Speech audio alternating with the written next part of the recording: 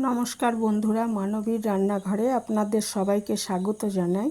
আমার আজকের recipe egg তড়কা।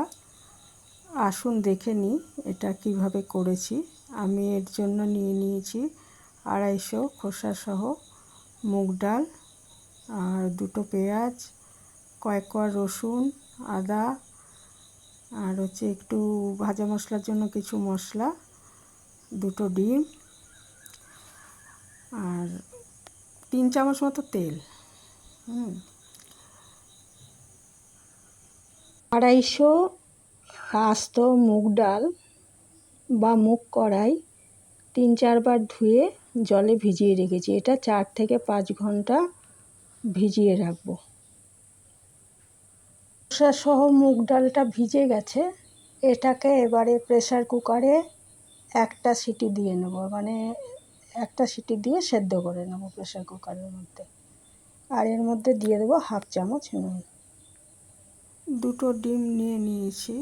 আর ওদিকে একটা কড়াই বসিয়ে শুকনো খোলায় ভেজে নিচ্ছি 1 চামচ জিরে, 1 চামচ ধনে, আর অবশ্যই দিতে হবে মেথি আর একটু গরম মশলা। এগুলো শুকনো খোলায় ভেজে নিলাম। এরপর ডিমটা, 2টো ডিম, ওইগুলো একটুখানি হালকাভাবে ভেজে নিচ্ছি কড়াইতে। ওটা ভাজা হয়ে গেলে ওই কড়াইতেই আবার 2 চামচ তেল দিয়ে দেবো।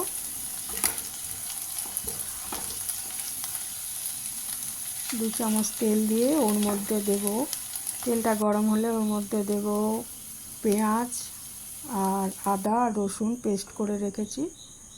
এটা আমি দিয়ে 1/2 চামচ নুন দিয়ে, একটু হলুদ দিয়ে, আর শুকনো লঙ্কা গুঁড়ো আর শিমলা মির্চ দিয়েছি 1 চামচ মতো, রঙের জন্য প্রধানত, দিয়ে মশলাটা একটু ভেজে নেব।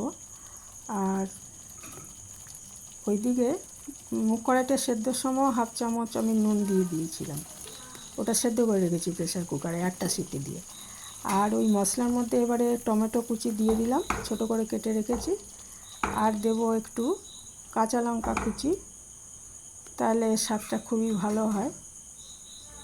আর এই মশলাটা ভাজা হয়ে গেলে এর মধ্যে প্রেসার কুকারে একটা সিটি দিয়ে যে সেদ্ধ করে রেখেছি মুগ কড়াইটা, ওটা দিয়ে দেবো।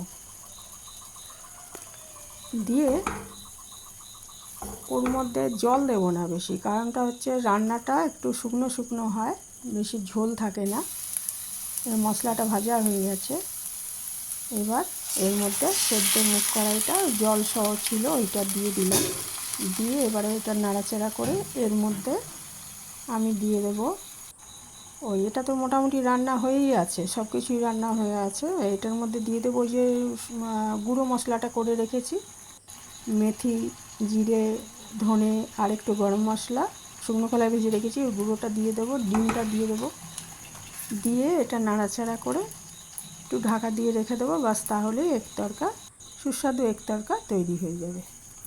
আর মেথি গুঁড়োটা কিন্তু মাস্ট, ওই মেথি আর জিরে গুঁড়ো, এই দুটো হচ্ছে মাস্ট। ওই মেথি আর জিরে গুঁড়োটা মিলেই ওই তড়কার গন্ধটা আসে, কাজেই ওটা দিতেই হবে।